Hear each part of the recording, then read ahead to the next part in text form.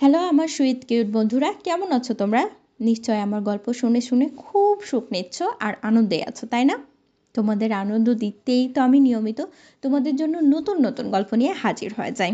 তো চলো, তোমরা যারা এখনও আমার চ্যানেলটি সাবস্ক্রাইব করনি তারা প্লিজ প্লিজ প্লিজ আমার চ্যানেলটি সাবস্ক্রাইব করে দাও। চলো তাহলে দেরি না করে ভিডিওটি জলদি জলদি করে লাইক করো আর চ্যানেলটি সাবস্ক্রাইব করে দাও। ধন্যবাদ। অর্চনার জীবনে সবকিছু যেন ঠিকঠাক চলছিল। সকাল থেকে শুরু করে রাত অবধি তার জীবনে এক গাঢ় রুটিন বন্দী ছিল। অফিস, বন্ধুদের সঙ্গে সময় কাটানো, আর কখনো কখনো নিজের সঙ্গে একান্তে কিছু সময়। কিন্তু মাঝে মাঝে মনে হতো কিছু একটা কম ছিল, যেন কিছু একটা তাকে পূর্ণ করে না তুলছিল। অর্চনার বন্ধুরা তাকে অনেক কিছু বলেছে, অনেক উপদেশও দিয়েছে, কিন্তু তার মনে কিছুটা ভেতরকার শূন্যতা ছিল যা কোনোভাবেই পূর্ণ হচ্ছিল না। আজও তেমন একটা দিন। সকালে মিটিং শেষে কফি শপে বসে চা খেতে খেতে অর্চনা ভাবছিল, কতদিন হয়েছে সে নিজের জন্য কিছু করেনি। সে তার ছোটবেলার স্বপ্নগুলো ভুলে গেছে, নিজের ভালোবাসা আর তার ছোট্ট ছোট ব্যাপারগুলো ভুলে গিয়েছে। তারপরে তার মোবাইলের স্ক্রিনে একটা অপ্রত্যাশিত মেসেজ এলো। নামটা দেখে তার হাতখানা কাঁপছিল। অর্চনা, কেমন আছো? অনেকদিন পর দেখা হবে। কিরণ। কিরণ, তার প্রথম ভালোবাসা, সেই মানুষটি যার সঙ্গে তার গল্প একসময় শুরু হয়েছিল, কিন্তু কিছু কারণে তারা একে অপর থেকে অনেক দূরে চলে গিয়েছিল। বেশ কিছু বছর পর এই মেসেজ অর্চনা যেন ভেতর থেকে সাড়া পেল। কিরণ, যার সঙ্গে তার সব শেষ দেখা হয়েছিল সেই পুরনো কলেজের ক্যাফেটেরিয়াতে, আজ তার এক ছোট্ট মেসেজে অর্চনা কেমন জানি ভেঙে পড়ল। অর্চনার মনে হলো এতদিন পর কিরণের কাছ থেকে এই মেসেজের মানে কি, কি বলতে চাই সে? আজও কি তাদের মধ্যে কোনো অনুভূতি বেঁচে আছে? অর্চনা একদম সিদ্ধান্ত নিতে পারছিল না, কিন্তু তার অজান্তে সে বার্তার উত্তর পাঠিয়ে দিল। কিরণ, কতদিন পর, কোথায় দেখা হবে? কিরণের উত্তর আসতে খুব একটা সময় লাগলো না। আজ সন্ধ্যায়, পুরনো রেস্টুরেন্টে, যেখানেই তোমার ভালো লাগে। অর্চনার মন একটু অস্থির হয়ে উঠল। সে জানতো না কিরণ তার জীবনে ফিরে আসতে যাচ্ছে কেন, কিন্তু একটা প্রশ্ন তাকে পেঁচালো, যতদিন তারা একসঙ্গে ছিল ততদিন কি তাদের মধ্যে সত্যি কিছু ছিল, নাকি সেটা ছিল কেবল একটা সময়ের সঙ্গীতা? দিনটা ছিল মেঘলা, শহরের রাস্তায় হালকা বৃষ্টি পড়ছিল, আর অর্চনা নিজের মধ্যে কিছুটা অস্থিরতায় পথ চলছিল। আজকে সন্ধ্যাটা তার জন্য কিছুটা নতুন, কিছুটা অচেনা মনে হচ্ছিল। অর্চনার মনে হচ্ছিল কিছু একটা আছে, কিছু একেবারে পুরনো, যা সে কখনো ভুলতে পারে না। সন্ধ্যা হলো, অর্চনা পুরনো রেস্টুরেন্টে এসে পৌঁছালো। সেখানে সবকিছু আগের মতোই ছিল। আলোর ঝলক, কাঠের টেবিলের গন্ধ, আর সে স্নিগ্ধ পরিবেশ যা তার কলেজ জীবনের অনেক স্মৃতি বয়ে আনে। কিন্তু তার ভেতরকার অনুভূতি যা কিরণের আগমন নিয়ে এসেছিল একদমই আলাদা। তারপর কিরণ তাকে দেখতে পেয়ে এগিয়ে আসলো। কিরণের চেহারা আগের মতোই ছিল, কিন্তু তার চোখে কিছুটা অন্যরকম গভীরতা ছিল। অর্চনা মনে মনে কিছু ভয় পেল, কিন্তু সাথে সাথে তাকে দেখলো তার মনে হলো সবকিছু ঠিকঠাক হতে যাচ্ছে। কিরণ হেসে বলল, তার গলায় কিছুটা আবেগও ছিল। বলল, কেমন আছো অর্চনা? অর্চনা একটু নম্রভাবে হাসল। ভালো আছি, তুমি কেমন আছো? কিরণ এক দৃষ্টিতে তার দিকে তাকালো। দুঃখিত, আমি জানি অনেক বছর পর এসেছি, কিন্তু আমি জানি অনেক কিছু আনফিনিশড ছিল আমাদের মাঝে। আমি শুধু চেয়েছিলাম একবার, শুধুমাত্র একবার সেসব কথা বলার জন্য। অর্চনার হৃদয়ে একটা তীব্র অনুভূতি জেগে উঠল। তার ভেতরে নানা প্রশ্ন ছুটে চলছিল।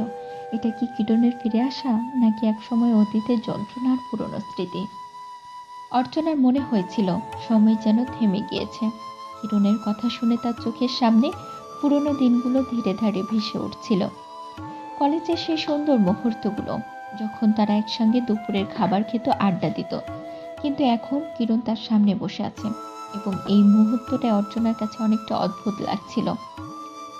কিরণের গলায় অদ্ভুত একটা দুঃখ ছিল। কিরণ বলছিল, আমরা অনেক কিছুই বলতে পারিনি।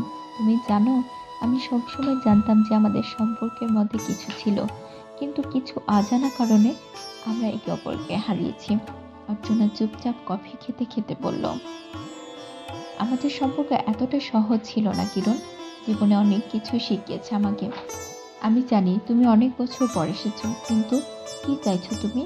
কিরণ কিছুটা সময় নিল, তারপর বলে উঠল, আমি শুধু চাই তুমি আমাকে বুঝবে। আমি জানি আমি তোমার জীবনে থেকে চলে গিয়েছিলাম, কিন্তু এখন আমি অনুভব করলাম যে কিছু আনফিনিশড ছিল। সেই সময়গুলো এখনো মনে পড়ছে। সে সময় যখন আমরা একে অপরকে এক দৃষ্টিতে দেখতাম। অর্চনার হৃদয়ে একটা অনুভূতি গুঞ্জন শোনা যাচ্ছিল। কিছুটা দুঃখ, কিছুটা আশা, কিছুটা উদ্বেগ, সবকিছু যেন মিলে মিশে ছিল তার মনে। কিরণ, অনেক কিছুর পরিবর্তন হয়েছে। আমরা এখন দুইজনই আলাদা মানুষ। আমাদের জীবনের পথে অনেকটা কিছু বদলে গেছে। অর্চনার হৃদয়ে এক অদ্ভুত গুঞ্জন শোনা যাচ্ছিল। কিরণ চোখ নামিয়ে নিয়ে একটুখানি নীরব থাকলো। কিছুক্ষণ পর মাথা তুলে বলল, হ্যাঁ আমি জানি, কিন্তু আমি চাই অন্তত একবার আমরা সে সম্পর্কের কথা মনে করি। যদি কিছু ভুল হয়ে থাকে তাহলে সেগুলো সংশোধন করি। অর্চনা কিছুক্ষণ চুপ রইল। তারপর মনে এক অদ্ভুত দ্বন্দ্ব হচ্ছিল। এটা কি ছিল পুরনো সম্পর্কের অমীমাংসিত প্রশ্ন, নাকি কিরণের জীবনে ফেরার আকাঙ্ক্ষা? এখন কিরণ, আমি জানি আমাদের মধ্যে অনেক কিছুই বদলে গেছে। অর্চনা ধীরে ধীরে বলল, তবে আমি চাই না আমাদের অতীতে যেন আমাদের ভবিষ্যৎকে নিয়ন্ত্রণ করে। আমরা যতই চেষ্টা করি, পুরনো সম্পর্ককে আবারও ফিরিয়ে আনা সম্ভব নয়। কিরণ একটু নীরব হয়ে গেল। তার চোখে যেন একটা বেদনা ছিল, কিন্তু সে তাও বলল, তবে আমি চাই তুমি জানো আমি সব সময় তোমার পাশে ছিলাম, আছি এবং হয়তো ভবিষ্যতে থাকবো। অর্চনা গাঢ় শ্বাস নিয়ে বলল, কিরণ, আমাদের দুইজনের জীবন চলে গেছে। আমি জানি তুমি আমার জন্য অনেক কিছুই ভাবো, কিন্তু আজ আমাদের জীবনের যে জায়গাটা আমি আছি, সেখান থেকে আর ফিরে যাওয়া সম্ভব নয়। কিরণ কিছুটা কষ্ট নিয়ে মাথা ঝেড়ে দিয়ে বলল, তাহলে তাহলে কি আমরা বন্ধুর মতো থাকতে পারবো? অর্চনা একটু সময় নিল, তারপর বলল, হ্যাঁ হয়তো। কিছু পুরনো সম্পর্কের জায়গায় কিছু গাঁথুনি দিয়ে চলা সম্ভব নয়। এই কথার পর তারা কিছুক্ষণের জন্য নীরব হয়ে গেল। অর্চনার মনে এক অদ্ভুত শান্তি এসে দাঁড়ালো। সে জানতো এই সিদ্ধান্তর ফলে হয়তো অনেক কিছুই বদলে যাবে, কিন্তু জীবনের এই মুহূর্তে এসে সে জানতো সঠিক সিদ্ধান্ত নিয়েছে সে। কিরণ উঠতে উঠতে শেষবারের মতো অর্চনার দিকে তাকিয়ে বলল, তাহলে আমরা এভাবেই থাকবো, কিন্তু কখনোই একে অপরকে ভুলে যাব না। অর্চনা হেসে মাথা নেড়ে বলল, অবশ্যই আমরা জীবনে পথ চলবো। অর্চনা হেসে মাথা নেড়ে বলল, অবশ্যই আমরা জীবনের পথ চলে যাব, কিন্তু স্মৃতি কখনোই মুছে যাবে না। বৃষ্টি থেমে গিয়েছিল। রাতের শহরের স্নিগ্ধ বাতাসের মধ্যে দুইজন মানুষ নিজেদের মধ্যে একটা নীরব কথোপকথন শেষ করে নতুন পথে এগিয়ে যাচ্ছিল। তাদের সম্পর্কের এই অধ্যায় শেষ হয়ে যাচ্ছিল, কিন্তু নতুন জীবনের পথে একটা নতুন সূচনা হয়েছিল।